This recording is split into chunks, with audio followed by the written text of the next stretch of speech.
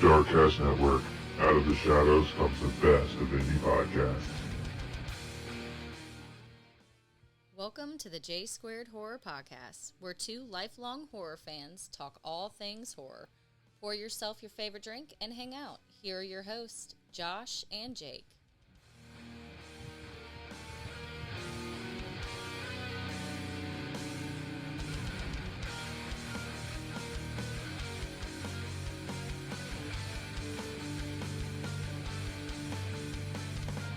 Hey guys, welcome to the J Squared Horror Podcast. I'm Josh. And I'm Jake. And on today's exciting episode, what movie are we going to be discussing, Jake? We are discussing 1988's The Blob, directed by Chuck Russell.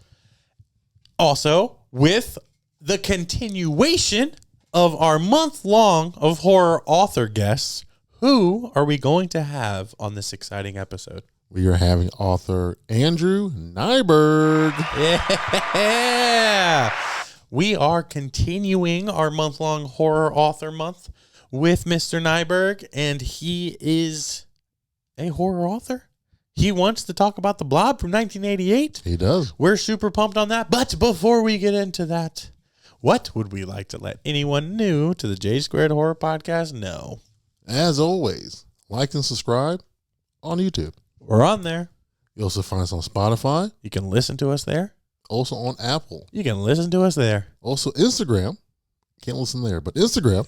J Squared Horror Podcast. Link tree in the bio. New episodes every Thursday. Every Thursday, two lifelong horror fans decide to drink, get together, and talk all things horror. We also include guests, as you've seen this month in particular, but also prior episodes. You can come on the podcast live and in person, or you can be on the podcast virtually.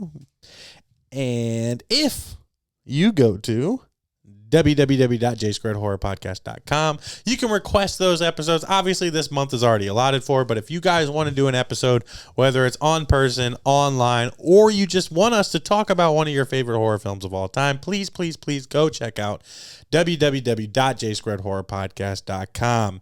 Now, coming up just shortly, we're going to have Andrew Najberg on the podcast. We're super excited to get into this episode, so you guys just stick tight. We'll see you guys in just a second. All right, so it is recording. Everyone, please welcome Mr. Andrew Najberg to the J Squared Horror Podcast. Give it up for him. Andrew, how's it going, boss? How you doing today? Oh, it's going great. Just got back from watching an eclipse, and you can't really top that for a day's worth of entertainments. That's for sure. Did you watch it Otherwise, yesterday? Did I watch it yesterday? Yeah. Okay. My sister, I kicked in her door because I knew she would have glasses, and I went out there and got them, and that's it. Was it dark? It was like cloudy over here. Andrew, was it dark where you were at? yeah, we drove up to Ohio to see it, and Okay. Wow. we got about 3 minutes of totality. So yeah, everything got all like cold and still and dark, and it was absolutely fantastic. Dude, Oh, that's wow. insane. Yeah. So you got to experience totality from the eclipse. Yeah, and now we're talking about trying to fly to Iceland in 2026 to go see it again. I actually just heard that on a radio program this morning that's going to be the next, before 2046 or whatever, the one that the states are going to have. Yeah, That's crazy. I mean, honestly, I kind of think it's worth it because not only then do you like get to see an eclipse, but you also get to go to Iceland. Yeah, And, Very true. you've got northern lights, you've got volcanoes, and I don't know what kind of cryptids Iceland has, but they seem like they have some like really primitive stones. So I'm guessing there's some pretty badass stuff there. Oh, dude, I would imagine so. Yeah. That's for sure. Before we get into our episode on The Blob from 1988, Andrew, is there any projects or post projects that you've already completed that you want to let our fans know about and kind of give yourself some minutes to shine here? Sure. Yeah. I got two exciting things to announce. One, I actually did just put out a YA dark fantasy book called The Neverborn Thief. It came out just 2 weeks ago. I literally haven't even had a chance to distribute physical copies. Oh, wow. So, I'm going to be here at AuthorCon this weekend. Dude, we're going to be there. Williams. Oh, excellent. Yeah, we're actually going to go there. Yeah. I couldn't be more excited about that. And so I'm bringing a whole box of Neverborn Thief. But then the other exciting news is that just this last weekend, it was announced officially through the voting process that my novel Galatak, which came out in November, is an official finalist in the Indie Horror Brawl through Books of Horror. So, Give it up for Andrew and his amazing accomplishment. That's awesome, man. That's really amazing. Oh, it's been crazy exciting. And this last weekend, especially Saturday, watching that vote go through, was one of the most nerve-wracking things that I've actually been through. Like, I mean, it doesn't top like, getting married or watching my kids being born. Those are the clear winners. But otherwise, this is pretty far up there. That's awesome, man. No, imagine being a podcast that, gets authors on. I mean, we're just as nervous just having this happen right now. No, that's amazing, man. I'm happy that you can let our fans know about those awesome projects. And me and Jake are actually going to be at AuthorCon on Saturday. Nice. We'll be there all day long. So we'd love to come chat with you and come to your table and check it out because right now we're speaking via computer, but we'll get to meet in person and it'll be awesome. Caleb Jones is a good homie of the podcast, good friend of mine. Oh, yeah. He did that post that got you a lot of authors in the stir for the podcast. So we're excited to lock in 5 different ones and including you. I know that we got you in right here, but we're excited, man. We're pumped to do this movie and we're pumped to be chatting with you. That's for sure. Outstanding. Caleb's fantastic. I love his Boy and His Dog is an excellent book. I actually literally was thinking of it yesterday at the we watched the Eclipse from a Cemetery. Okay. And they actually have a famous memorial there called A Boy and His Dog, and a statue of a dog holding a boy because a little 5-year-old fell into the river and actually drowned, but the dog went in to try to save him and dragged him back out. And so it became like this big famous story, about a boy and his dog, and There you go, Mr. C.I. Jones. When you listen to this episode, we're plugging your book, buddy. No, it's been a lot of fun, man. Being that I'm just now kind of getting into, I didn't realize Audible was really a thing. And I can't read. Our fans know that. When I read, it's just like a monotone idiot trying to get through letters. It's not a lot of fun, but when professionals read it in my ears while I'm at work, it's enjoyable. So I've been able to, luckily, the last couple of weeks, get into some more horror books. And I'm telling you right now, it's blowing my socks off. It is crazy how good you guys are. Oh, there's some great stuff on Audible. I will say, plug one other thing, which is that Galatak just came out on Audible. Oh, thank you. With the amazing narrator, Joe Hempel. He does a phenomenal job, and he's like the voice of modern horror, in my opinion. He's done so many excellent audiobooks. I can't plug him enough. I'm gonna have to look at that one. Right now I'm reading Hell House. It's a physical book. I'm struggling, but I'm getting through it. Because now that I have Audible in my brain, I'm trying to read it that way, so I'm giving a physical copy a shot. But man, I'm excited to get into The Blob from 1988. I'm happy you were able to narrow it down for us. I was really stoked that you didn't say 55 or whenever that one came out. I was not pumped on having to watch that movie. Just from what I realized being into horror and what's talkable and what's not. So 1988's The Blob it's a good time. I had a really good time with it. Yeah, very good time. Typically what we do is I watch the movie the day before. He usually watches it the day of, and then we'll just kind of give you an opportunity to talk about points that make it on your guilty pleasure list or your top list of crazy horror films. Do you think, I'm just going to ask this because you kind of know both, which one out of the two is your favorite? Oh, definitely the 88 version. Okay, cool.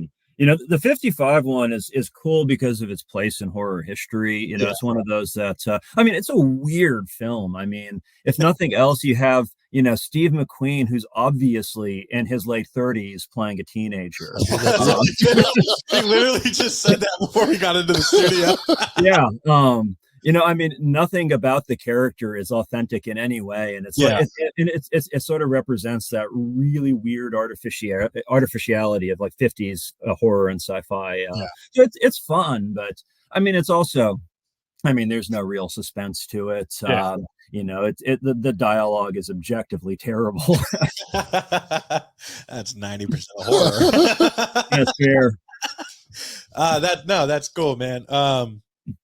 So just Jake, how do you feel about 88's? Love it. Yeah. So I've seen both.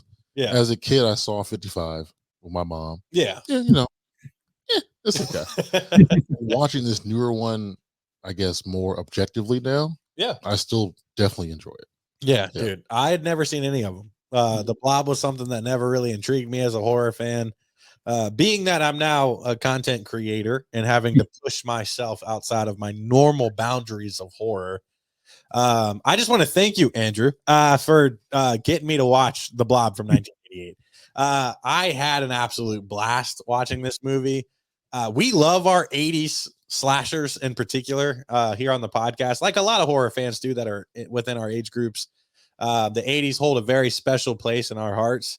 Oh, And yeah. being that it came out in 1988, I feel like it epitomized the 80s fucking rad. And I wasn't alive for the 80s, so like I can't speak for it. But as far as cinema's concerned, I thought that it did a really good job with like the ploys and the shtick of the 80s of like the smaller town vibe. And I got so much enjoyment out of it. Oh, absolutely. I mean, you have all of those classic slasher characters all pulled together. I mean, you have the cheerleader, you have the quarterback / jock. Yeah. I mean, you have Flag with his glorious 80s curls on Beautiful the motorcycle. On the motorcycle, leather. You literally jacket. have him go through a sewer pipe up around over the Blob. I mean, it's the most 80s stunt ever 80s stunted. Yeah. And yeah, I mean, it leans into so many of those things so well. And what I think is cool about it from that point of view is that because it comes at the end of the decade, I do think there's an extent to it where it was looking back across all of these horror films, both in the 80s and all the way back to some of the earlier roots. And I think it deliberately sets out to epitomize them. Yeah. I think there is some very conscious choice there to pull these tropes together so densely all throughout it. Because I mean, it's one thing after another all throughout it. And it's impossible to escape the fact that it's also directed by Frank Darabont, who of course goes on to an incredible career. I mean, Shawshank Redemption, Walking Dead. I mean, Green Mile. I mean, he's a brilliant director, and it's funny that you see like these interesting stamps of quality in this really early, what could have been just an absolute derivative cheese fest. Yeah, absolutely. Now, what's crazy for me personally is when I watch movies, especially horror, I'm always like, what do I think they were thinking during this movie? Like, what are they using to kind of piggyback off of? And I'm going to ask all of us here. I'll start, but I want to hear everybody's opinion. So for me personally, I get The Thing and The Stuff. Had a baby and created The Blob from 1980. Now, I just want to know, Jake, are you in agreement? Do you feel like there's any other movies that I might have missed that really, as far as like the visual and like what happens in this movie, those two ones just stick out in my head. Yeah, I agree with you when you said it earlier. Yeah. Those two come to mind because the arms, the Blob, and grows at some point. And the stuff because of kind of like the craziness, corniness of the 80s characters. So how about for you, Andrew? Do you feel like you picked up on any other films that we might have missed that would influence this one?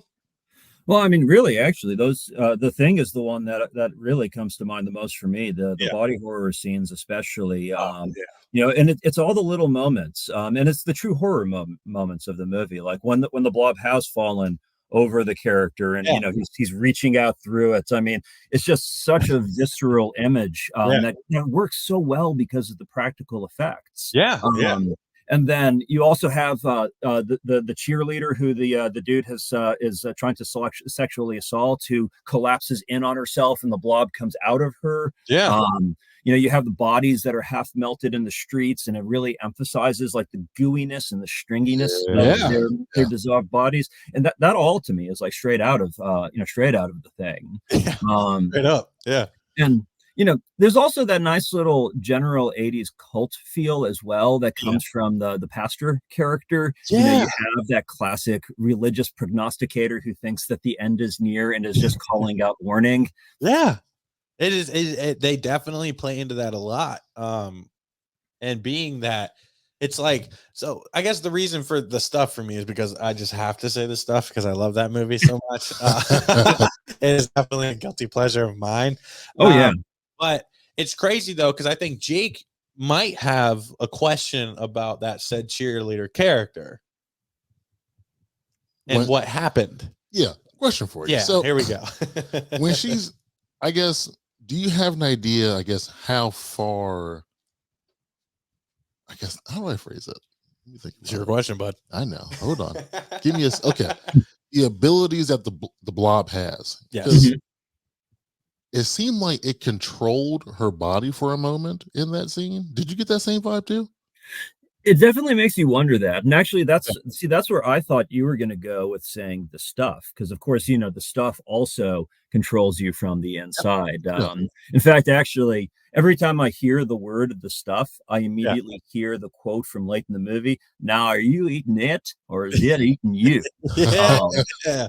And I think there's a certain way in which that you almost feel like she's been taken over for a moment in that scene. But I do think I do think ultimately I think she's more been eaten from the inside out and just been hollowed out, and it's just really more accidental movements. Okay. Yeah. All right. See, I've seen this movie numerous times, and that's the one thing that's always stuck out to me. Yeah. I never can make the connection to how far the abilities of the blob goes. Like with the older guy, Because the guy in the homeless guy in the hospital, I was like, dude, I'm pretty sure he almost like sits up with a half a body. He like turns his head towards them. Which happened prior to the cheerleader incident. Yeah. So I feel like the blob can, depending on how much it decides to show itself, can then like manipulate movement or a clear aspect. I think to an extent too, it's just playing off of one of the more classic tropes of horror, which is the uncanny. That's where you see something behaving in a way that it's not supposed to. And so, you see the old man lying there and nothing about his movement is natural. So he is moved, but it's, and he almost kind of does almost look like he might sit up, but he doesn't. Nothing about that movement feels like it should be happening. Yeah. And then same with the cheerleader as well.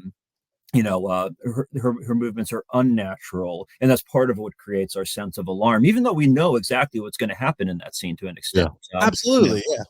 Since you mentioned tropes, I love the fact that one, they kill a kid. Yeah. Two, the fact that who you think going into is going to be like the final guy. Oh my God, dude. The fact that he dies too. I love that. That's one of the main things I wanted to get into is like walking into this movie or sitting down and watching this movie. It's painted where it's like jock, cheerleader are going to be the two that are like gung-ho against this entity. And then maybe a couple of times you might see the real cool, tough biker guy as like a ploy like they do, but also like it's not going to be as upfront as they made it. As soon, like it literally, because this is the first time I've watched this movie, so I'm coming into it with brand new eyes. As soon as I saw him get blobbed, the quarterback or the receiver, the top jock, the like, and he's not even like a douchebag jock character. Like he's a genuinely good dude. Yeah. For them to immediately after the first blob incident take him out, I was like, dude, I'm in here. I have a personal theory on this, though. Okay. I think there's a larger homage that's going on here across the whole film, and it's part of why I love this movie. And so, my actual favorite movie, and you probably can't quite see it in the background here, but there's a ton of paraphernalia up on the shelf, including things like the derelict spacecraft, hand drawn. And so I think that the jock is essentially Captain Dallas, and I think he's killed roughly the same amount into the crisis as Dallas is. And then we have the brown curly hair that sweeps over in a mane, just like Ripley. So the substitution of the main character in Alien when Dallas dies and it pivots to Ripley, I think Darabont is pulling the same trick in the 1988 Blob, where we have the Dallas jock, who then pivots over into the more rebellious and self-determined curly-haired warrior. Damn, that's good. Damn. This is why we have authors on. Because neither one of us pick up on that. We're just like, jock die, jock good. No, it's that right there is why I love this. The genuine conversation aspect of horror. three different individuals. Granted, we talk every week. We're best friends. We do defer a lot when it comes to horror, but to hear that just knocked me like back, because like I wasn't thinking alien walking into this movie, and that's how my little feeble brain works. I have to be like thinking about it to really pick up on it. So it's always really cool when somebody can bring a fact or an idea like that into my head, and then I have to sit there and be like, well, god damn, I am stupid as fuck, and these people really pick up on some shit. This is awesome, man. Because you're absolutely right. Like you're hitting a nail on the head that I didn't even come into this episode thinking. And it doesn't change it, but it really adds a fun dynamic to it, where it's just like, holy fucking shit. This is a comical, funny, fun late 80s blob fucking shit-tastical, if you will.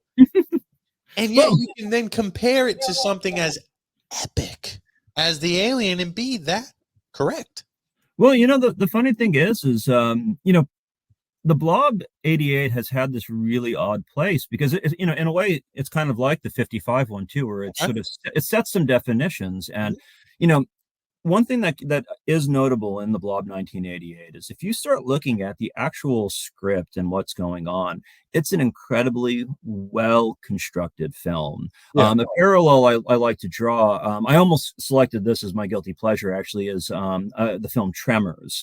And good movie. Yeah. Good Tremors movie. is fantastic. It does everything it sets out to do, and it does it gloriously. But it's also really noteworthy of having a near perfectly crafted script where every single detail you get in that film is purposeful.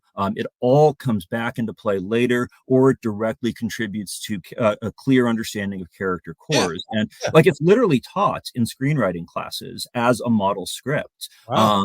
And the Blob actually works in a very similar way, where early on you see Flag trying to fix his bike, and the fact that it struggles to start comes into play later. We see him trying to jump the ramp and chickening out. That's part of his character work, and he jumps it again later. But when it all comes down to when it needs to fucking happen, he does it. Yeah. Oh yeah, and he does it in the most glorious 80s way possible, with a helicopter swooping right over him and the truck jumping into the ravine. Yes. All throughout, all those little details. I mean, even little things like the condom joke, which could have been a one-off awkward scene. It could have been nothing to do with the fucking plot at all, yet it creates character dynamic and like absolutely problem. And it's like, so that's the thing that blows my mind is like, I didn't draw a parallel with it with Tremors because I haven't seen Tremors in forever. I watched it as a younger man. It's a shame. Yeah, no, I know. And it's something that I kind of wish we could cover here soon, which we can get into that. But as co-host, You've seen the sequels at all? I have. I've seen 3 of them. Really? Yeah. Okay. How many are there? 7. Yeah, there's a shit ton. Yeah. But the thing is like going into this, so you sent me via email 88 Blob, and I was like, fuck it. All right, cool. I'm cool with that. Let me try this thing out. I did. I watched it.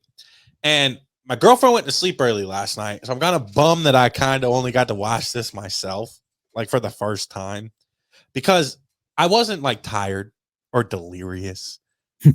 I'm in kind of a horror, like I'm only watching what we're covering right now. I'm not really like going out of my way to like just bombard my brain with a bunch of stuff, especially getting into reading. I'm just trying to keep my mind clear and be as sharp as I can be for these episodes. I watched this movie last night, and being that you mentioned that it's close to being a perfect script. When I finished this fucking movie last night, I thought to myself, this may be one of the best 80s horror that I've ever watched, just as far as like story.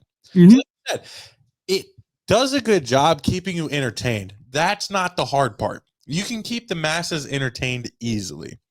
The tricky part is the motherfuckers that are going into this at all cynically or at all trying to pick it apart. I finished this fucking movie last night. I thought to myself, what the fuck? I got nothing, dude. I got nothing that I can pick apart. Where it's like, other than when we got together today to do this episode, and he mentioned the cheerleader thing, and I was like, no, I'm pretty sure he moved her head. And he was like, no, I don't think he did. And I was like, regardless, because the guy in the hospital bed definitely moved a little bit. So it's like, I can look past that part. And even if that is a little bit of a little plot hole or like a little bit, if that's fucking it, for a movie about a fucking blob alien that's just terrorizing a town, it literally shook me to my core. Is like, what the fuck else am I missing in my life as a horror fan or just as a cinema fan that I just have always looked past because I just look at it and go, it's the fucking blob. Who gives a fuck? Like, that's how I've always looked at the blob. It's like I've seen clips of the 50s one from like drive-in movies, and I'm like, fuck it. A little gloob comes across the fucking town and eats a bunch of people. Fuck it. I don't care. Shit, I was wrong. It blew my fucking mind.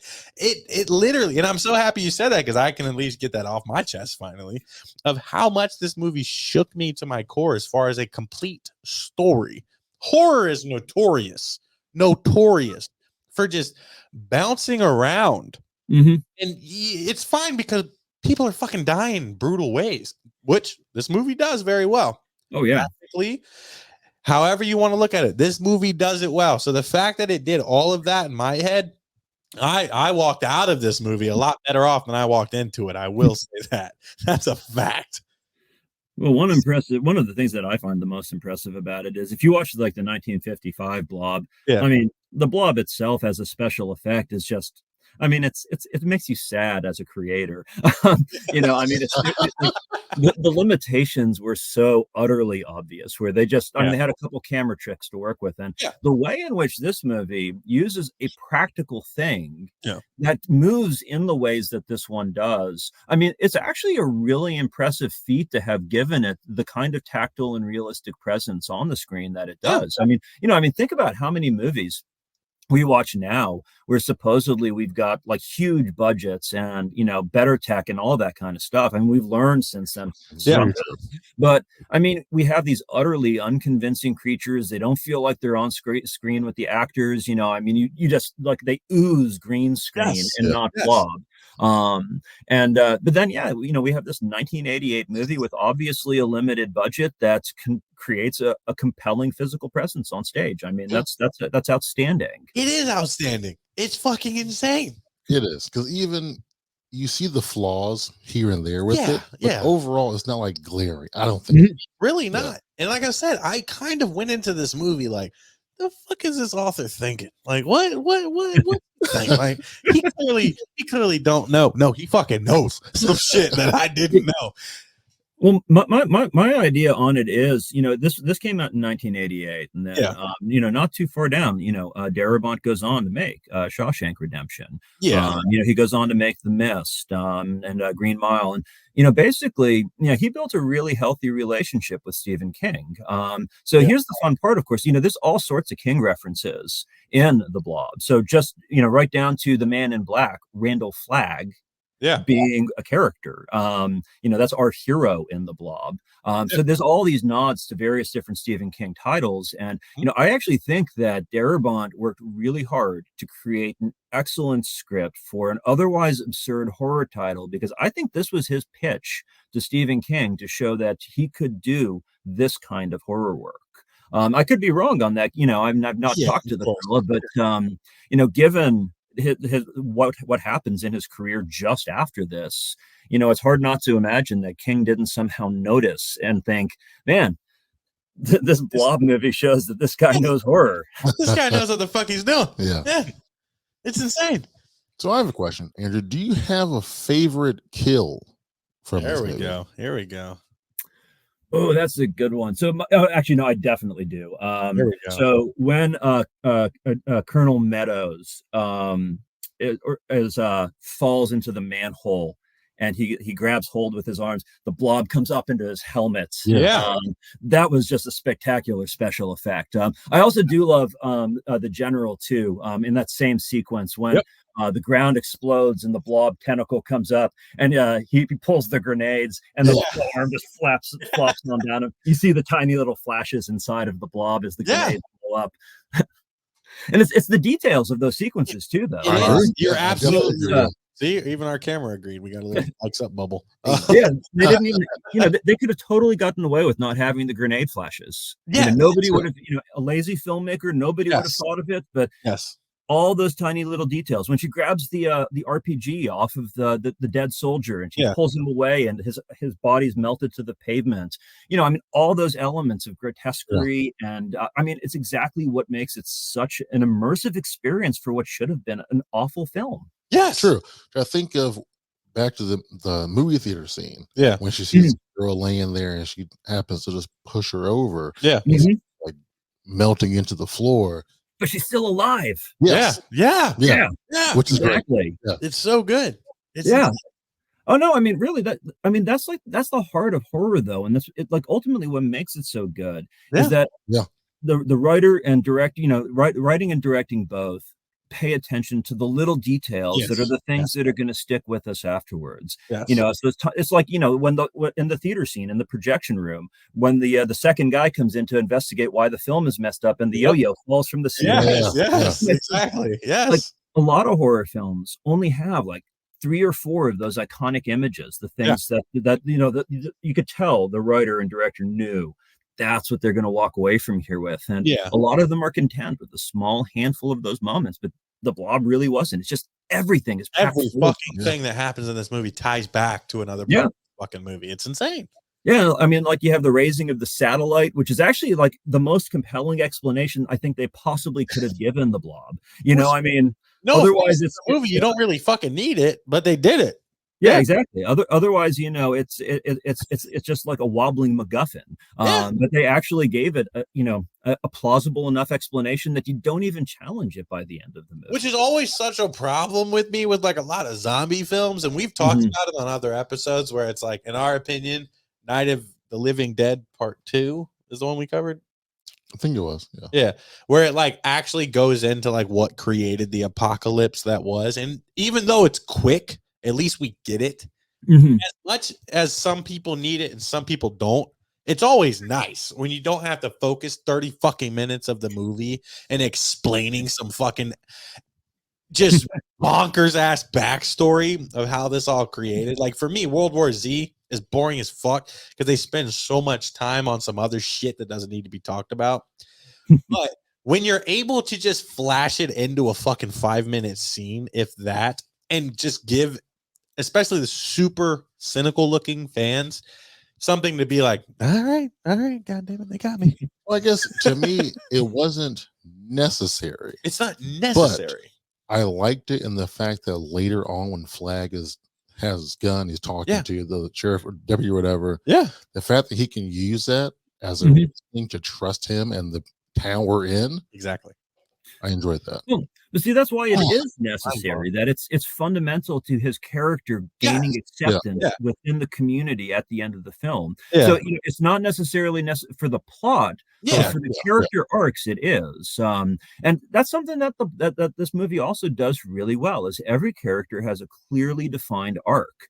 It's saying every fucking character. Yeah, I mean, like the father, the pharmacist, you see him at the end witnessing his daughter saving everybody, even though he's had every reason to question her all throughout the film, and you've seen this antagonism. And I mean, and he doesn't even have dialogue to have his character growth. It's just a moment of watching his daughter be heroic. Yeah, it's insane. So, favorite kill for you? My favorite kill has I like when it's kind of more off screen than anything. Okay. But when the super rapey vibe guy dies, because I don't like those guys. So when he finally gets got, in the car with the cheerleader that he didn't like, I was cheering from my couch because I just didn't like his character. Now, this movie has great kills. And I will admit that I didn't even pick up on one that we had talked about, which is the sheriff. Oh, yeah. That's another off screen. Yeah, I didn't even know. I even asked him, I was like, who the fuck is that random cop that was in the Blob in the phone booth scene? He was like, dude, that's the main fucking guy. And I was like, right over by That's her. Yeah, that's her. Yeah. And it's cool because like being that I watched The Walking Dead for 4 seasons, like he was a pivotal part of everything that I enjoyed. I was a big graphic novel fan back when I could read. They had pictures for me. It was super helpful. So like, there's a special place in my heart for having that character. I'm kind of bummed it was off screen, but also it didn't take away from the movie. But for me personally, my favorite kill is the super rapey fucking trunk with all the fucking magical fixings and 10 different school rings. It's just like, dude, you're a fuck. Like, you deserve to die. I have two. All right, what are yours? So one is the guy getting pulled into the sink. That one was crazy. Yeah. I love that one. Absolutely. Yeah. Two, when can't remember her name, but they works at the diner. Yeah. She gets killed in the phone booth. Yeah. Oh yeah. That same sequence too. Yeah. You're like back to back sequence guy. Yeah. That's the cool thing about this one too. It's like, you watch the trailer, and a couple of the kills are actually spoiled in the trailer. The sheriff's death is actually in the trailer. That whole phone booth sequence is one of their focal moments, and it's another wonderful example of that kind of that horror misdirection where the promos really focused on these other characters. So the jock is a central focus of it. The waitress and the sheriff are central focus of the promo. I mean, it really wanted you to believe that the plot would unfold in one direction, then it keeps jerking you to the left every step of the way. I mean, there's such a great control in the film. Dude, it really is. I agree. And the thing that I love about like one of your favorite kills is it's irrelevant. We don't know the fucking guy from Susie Q at the corner. Yeah. Like, he's just like, let me unclog the sink because I'm a decent human being and I work for you. Or work with you. Yeah. Like, I'm the dude, let me use the plunger. It makes sense. But then he gets like garbage disposal, and you're like, what the fuck is happening? And it's such a visceral kill, too. Yeah, I mean, that's one of the more brutal ones in the movie. Is that one? I would react the same way. I'd probably reach my hand down. Yeah, you're immediately reaching down there to clear the drain. Yeah, then I'm fucked. Yeah. You're getting pulled into a sink and blended somehow. It's insane. It's awesome. I did so you're a big fan of Jason Takes Manhattan. We all know this. And I don't know if Andrew, but he is a big fan of Jason Takes Manhattan. We're not going to focus on that too much because we can spend an entire episode on the mental problems that equal that. But I'm saying there's a lot of sewer play in this movie, which is true. It is immediately because I always compare movies that I know versus what I'm watching. And I thought this one was super cool because also it kind of included the new It's for me because they play in the tunnels a lot. Okay. Neither here nor there. But how did you feel being that you're such a big Jason Takes Manhattan fan? I loved it. Yeah. I loved it. What I loved most about it, whatever. Anyway, I loved the water play. And also about that scene, I love that the fact that when she pushes her brother up the ladder, the second his friend gets taken, he's like, leave him. Yeah. Don't go back. Yeah, dude. He gets Georgie quick. Right in the water. He's wearing a yellow rain jacket too. Yeah. Also, that kid was annoying as fuck. That kid was annoying as fuck. He wanted to get him in trouble the entire time. He's a bad friend. He's a bad friend. Yeah. And like you said, this is one of the main instances where somebody like under 16 is actually killed. Yeah. In a horror movie. Like, Georgie and it couldn't happen to a better person. It couldn't have.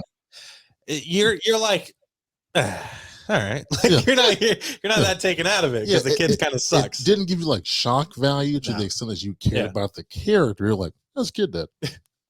Kid dead. That was also fairly off limits at the time as well. Yeah.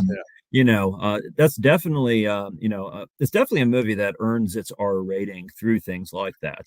But again, it's definitely working against our expectations. We figure that the sister is at the biggest risk in that scene as the oldest character in the trio. I thought she was going to die for sure. Yeah. Yeah, it seems very possible. And I love the details of that scene too, as well. The rats running the wrong direction against the running away, then the rat on the float that disappears. Yeah.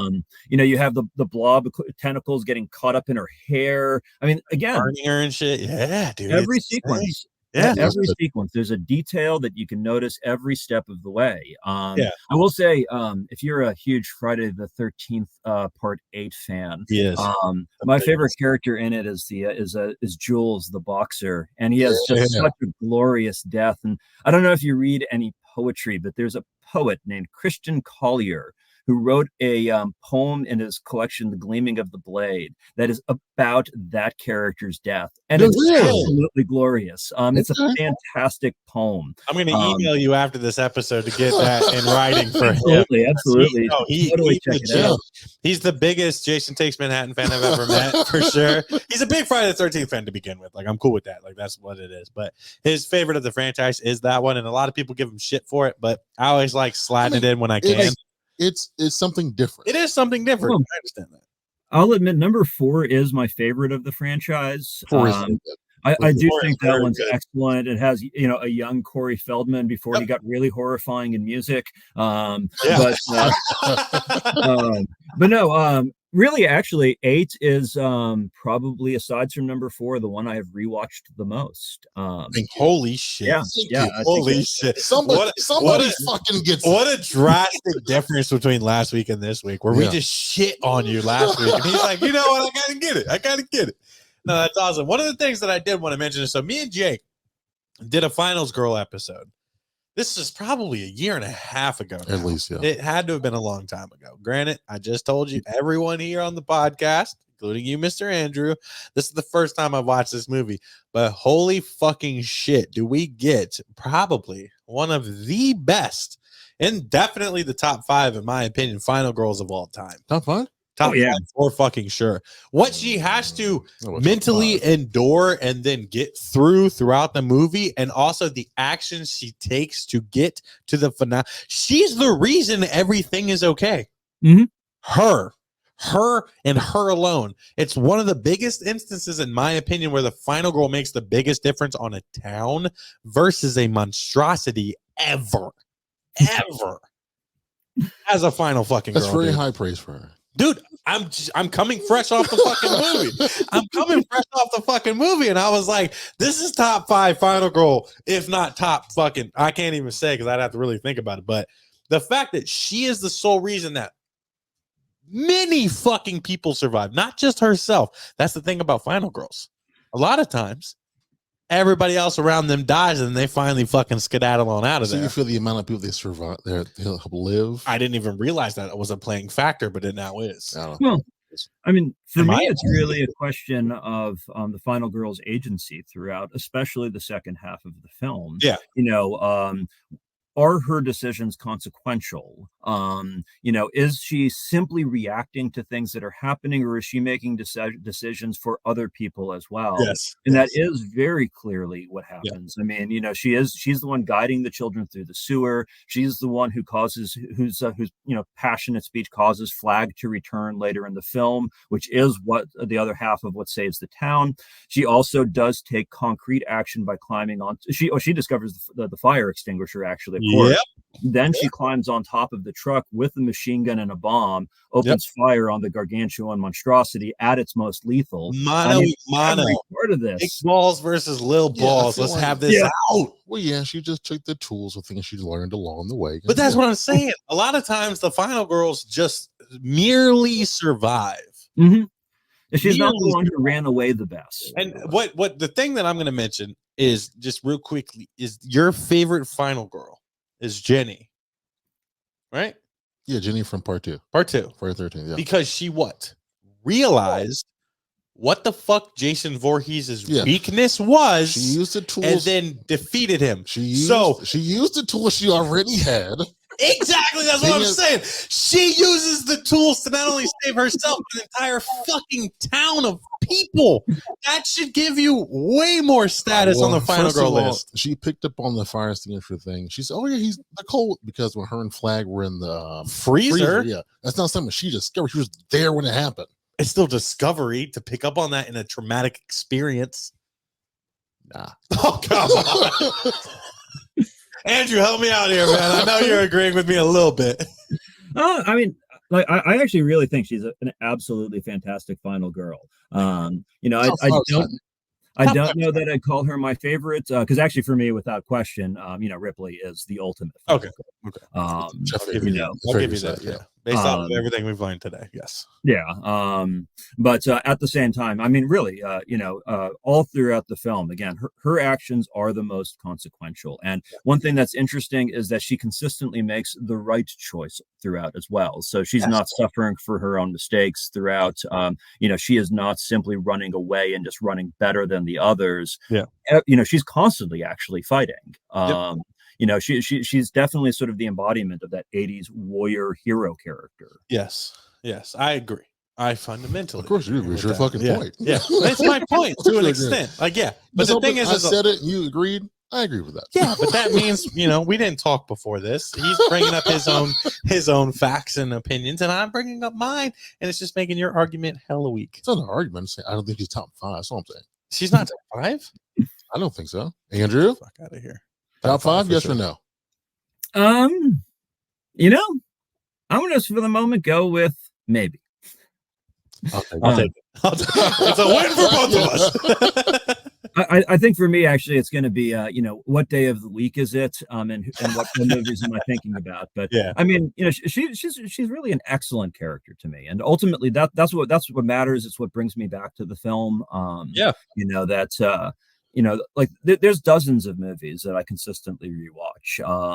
And generally there's going to be some defining factor that does it. And really that being so, that character being so effective and the surrounding characters being so well executed is a huge part of what draws me to that movie. It handles character well. It does handle character well in this movie. That's for damn sure.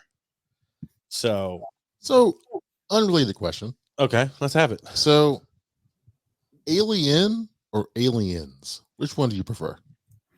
So I do believe that if you say one or the other, the universe collapses in on itself and ultimately ends in nothing but wreckage and misery. No, I think both films, they're actually my two favorite films of all time, with the Thing being a close third. I think that both of them are absolutely perfect at what they do.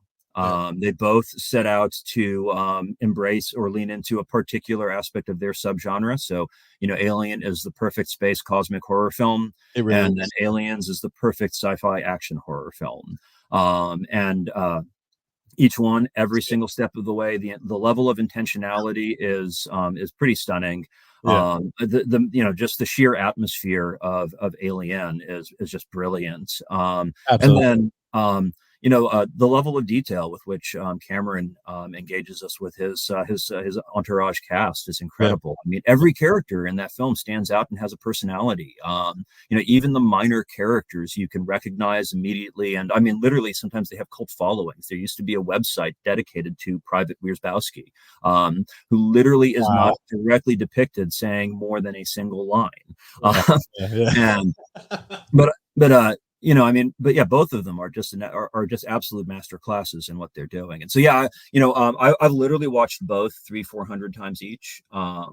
Literally what got me started in writing when I was in third grade, I wrote out the transcript of Aliens from memory, because we'd already watched it like 30 times on VHS in 1988. That's fucking insane. That is insane. So like writing that out was actually the thing that made me feel like I could be a writer one day. I owe a huge debt to these films. And I will never pick between them, because literally it's going to be like, which one do I want to watch first? Ooh, that's the only question that's ever the only question. I like that. I actually like that. That might be one of the perfect answers. Yeah, that was having a fantastic answer. Having a contradictory 1-2, which one do you like better? Like the fact that you can stand on your hill and say 1 and 2, motherfuckers. Like that's what it is. Like that's awesome, man. That's huge. What do you think? Obviously, it played into a good. You mentioned it yourself here, but it played into a good point of who you became as an author or what you became as an author. Like, unfortunately, because of the time on which we had you on, I haven't been able to listen or read any of your stuff. Do you lean more towards that kind of horror, or where do you lie with horror as far as like your writing points? So overall, there's definitely, I'll say, a lot of science fiction in my horror. Okay. I do come out of both backgrounds. So, yeah, like I said, The Thing, Aliens, Yeah. The Blob is also sci-fi horror as well. A lot of my favorites do lean into that, that technological side of things, I think, where we get just enough plausible explanation that we buy a little bit more into the story. Yes. Um, Yes.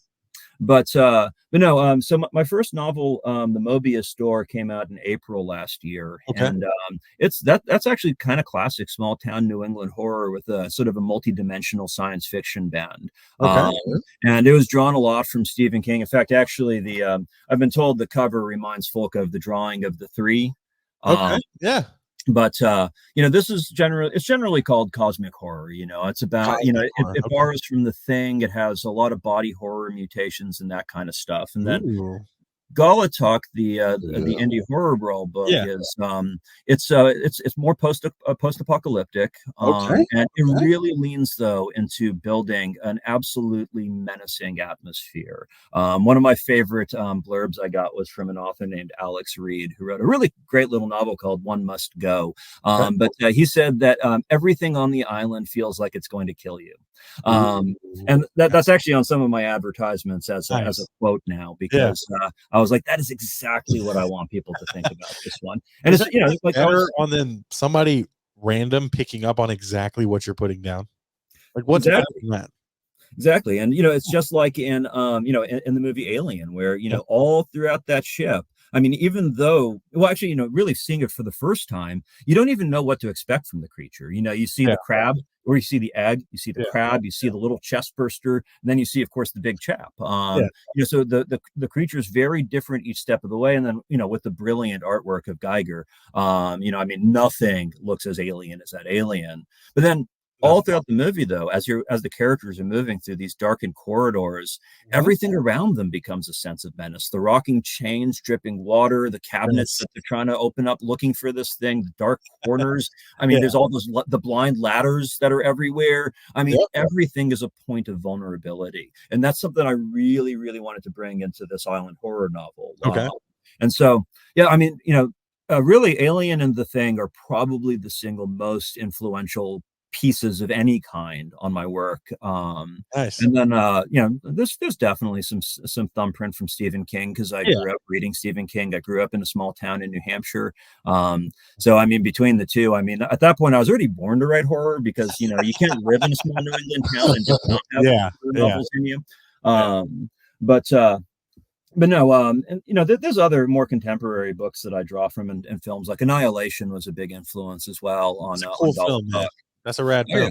Yeah. No, the film's amazing. The book is fantastic. And Jeff Vandermeer is a pretty amazing author. He's got the fourth book in the Annihilation series is coming out next month, I think, or a couple months from now. He's been advertising it a good bit. Holy shit. Yeah. But no, Annihilation is just such a, we were talking about the uncanny earlier. Yeah. It's so absolutely flooded with the uncanny, the flower people. Of course, the bear. I mean, oh my God, that bear will forever haunt my dreams. Yeah, literally. Yeah. Have you seen Annihilation? No. Oh my God, dude. It leans more sci-fi. Well, let me say, that Natalie Portman. Yeah. I've seen Oscar Isaac. I haven't watched the entire. I've seen parts of it. Not the entire. How did you not How finish? can you just watch parts of that one? Yeah, how did you not finish that? Glad you asked. So sometimes I'll put a movie on. I'll start ironing clothes, or I'll make something to eat. Nothing about the trailer like, yeah, I have to watch this entire thing, but maybe I'll check it out again. Who knows? Yeah, I mean, you have to give it some time. It's a slow burn, if you will. Yeah. But once it pops off and like certain like the bear scenes and things like that start happening to it, really the alligator prior to the bear really kind of gets you peaked, but then the bear fully sends it in there, and you're like, holy fucking shit, this is an intense film. Yeah. Is there any other fun facts or points that you wanted to talk about for the Blob 1988 that we may have missed during this episode, Mr. Andrew? I don't know. I mean, I think we've covered quite a bit of ground about it, actually. That's kind of I mean, really, it's the fact that there is as much to say about it as we've already gone through, I think, is impressive in its own right. Really is. Yeah, I mean, it's just bizarrely rewatchable. Yes. Like I've seen it a good, I don't know, 20, 30 times at this point. It's just one I come back to every few months, and I'm like, you know what, I'm going to watch The Blob today. In fact, actually, I'm really excited because I've been slowly getting my kids into horror. Well, more my daughter into horror than my son. He's yet to embrace the dark stuff. But no, my daughter actually loves horror a good bit. She's working. She's already seen Aliens, for example. But I mean, that was necessary. I saw Alien when I was 4, Alien. My parents took me to see Aliens in the theater twice when I was 7.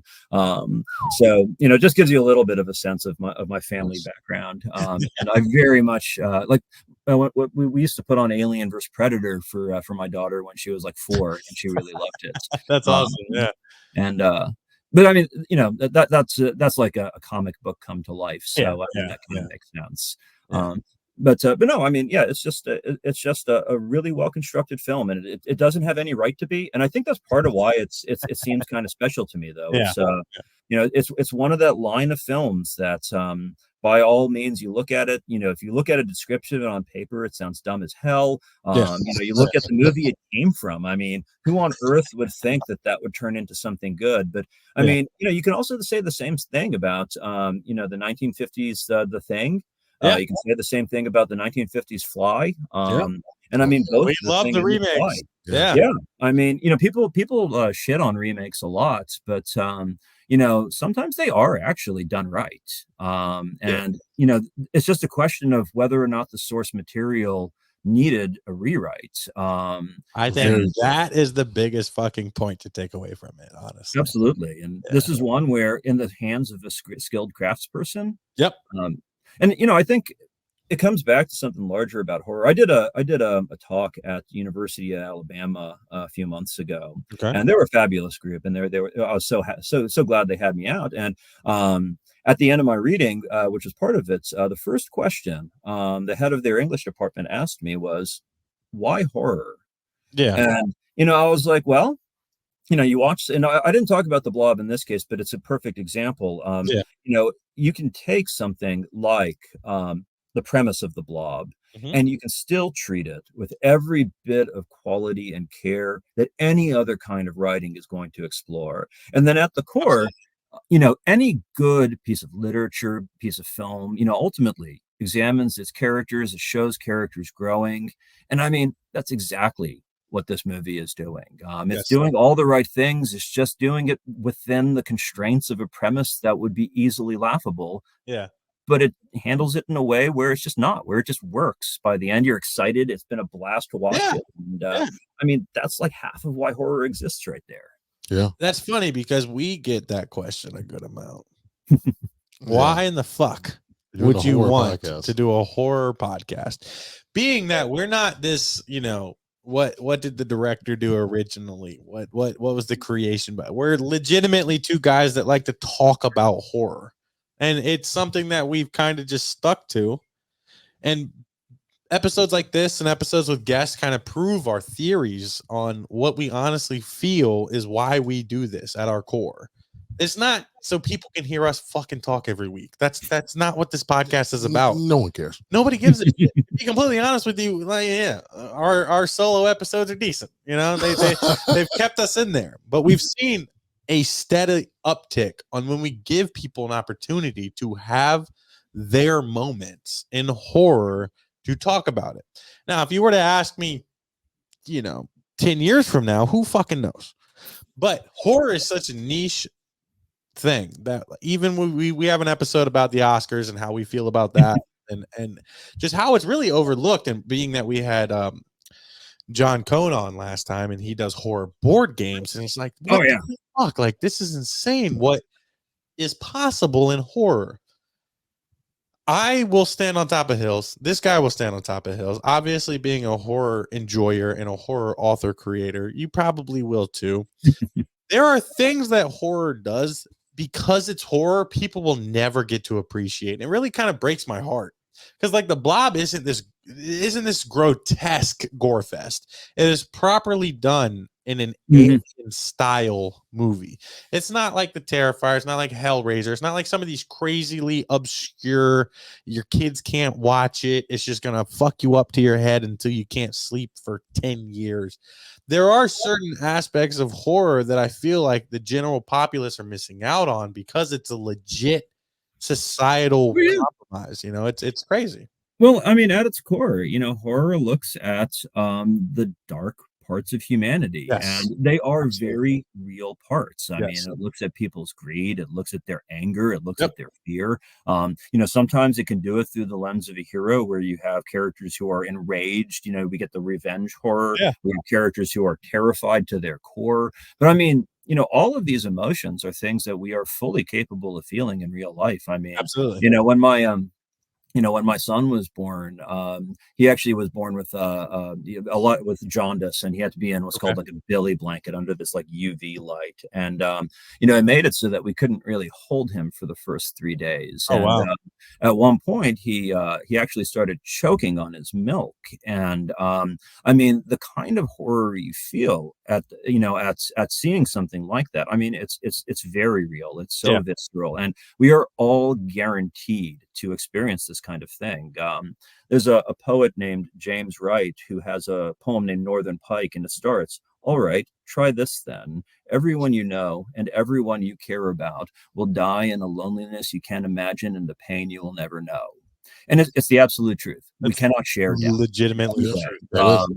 Yeah. So yeah, and horror is something that helps us grapple with Yes. these existential realities that Yes. by facing it, by feeling it, by confronting it, we grow to understand it and recognize it as part of the natural course of life, that we have to process death. We Yes. have to understand that the world can be a harsh and brutal place. I mean, granted, that balances against other, traditionally healthy genres. I mean, it's good to watch things that are affirming. Yeah. Yeah. But it's part of understanding the full range of our experience. Absolutely. Yeah. I mean, we could never say that shit, but you can. And I'm sure our fans and your fans alike will definitely learn from that right there. Holy fucking shit, you blew my mind, Andrew. All right. So let's rival this thing back in here. We're gonna start with you, Mr. Andrew, then we're gonna go to Jake. So what we do here on the podcast is we rate the movie from 1 to 10. 1 being the absolute biggest piece of dog shit you can imagine, and 10 being your most favorite thing in the whole wide world. So Andrew, on a scale from 1 to 10, what do you rate The Blob from 1988? I give it a 9. Holy shit. Pretty good score. Jake, on a scale from 1 to 10, what do you rate The Blob from 1988? On a scale from 1 to 10, I rate it an 8. Solid score from Mr. Jake Devine here. On a scale from 1 to 10, I rate it an 8 as well. I am fully in agreement with Jake here. It's something that I didn't expect to enjoy this much, and I think throughout the episode, you guys can hear why we all enjoyed it for what we did. 9s and 8s across the board. If you didn't watch this movie when we talked about it, go watch this movie. He watched it free on Pluto TV. I rented it on Amazon Prime for $3.49. I'm sure you probably own it, don't you? Oh yeah, I've had it for 30 years or so. Yeah, man. Thank you so much. Thank you for coming on our podcast, man. Thank you for having me. It's been a blast. Of course, I'm man. glad. Yeah, yeah, we're happy you had a good time. This is what we do here on the J Squared Horror Podcast. Is there any websites or anything that our fans could check out to purchase your books, or is it just Amazon? Where do you go to get your books? If you want to learn more about my work, you can go to www.andrewnyberg.com. It's the benefit of having a weird last name. It's always open. But no, you can order my books through Amazon. It's definitely the easiest, most direct way. You can hit me up on any social media platform. I am on Facebook, Instagram, Twitter, and I am pretty much the only Andrew Najberg, so I'm easy to find. I can send you signed copies if you reach out. Otherwise, Amazon, Barnes & Noble, you can order through.